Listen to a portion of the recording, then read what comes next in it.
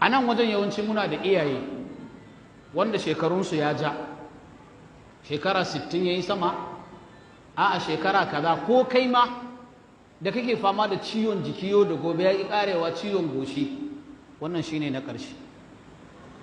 Ka samu ganyen tumfafiya. Da wani yare ne ganyen tumfafiya? Ina ga kowa ya san nan itacen, haka ne? Ganyen ne tumfafiya. Ka ciri ko ƙwaya 5 ko ƙwaya 6, abin da ya sawaka. Duk inda waje ya kai ga ciwo, ka samu dislocation, maybe kai ɗan ƙwallo ne ko kana gudu, ka samu irin wannan, ka san yana jimawa baya warkewa, haka ne? Har tashi zai na yi jifa-jifa. Ka je ka yi amfani da different analgesic, bai bari ba.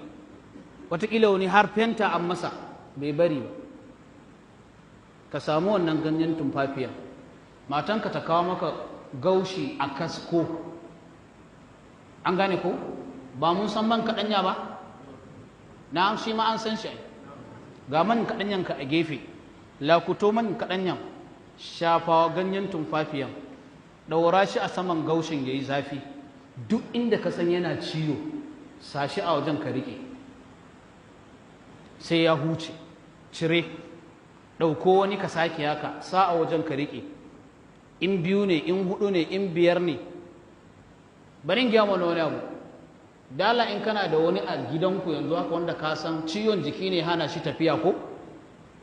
Ba tsafi ba ne ko bokanci ba, ka je ka gwada a daren yau ka ga abin mamaki. Ko kafa ba ta takawa, ko gwiwa, ko wani abu, je ka gwada masa ka gani. In baya miƙewa ko baya ne, in baya miƙewa, gwada misa ka ce tashi ya ka tsaya. An gane? Za ka ga da izinin Allah ya tashi ya tsaya. Kuma in ana yau mutum yau da gobe ya rabu da shi ne da izinin Allah. Allah ya samu dace.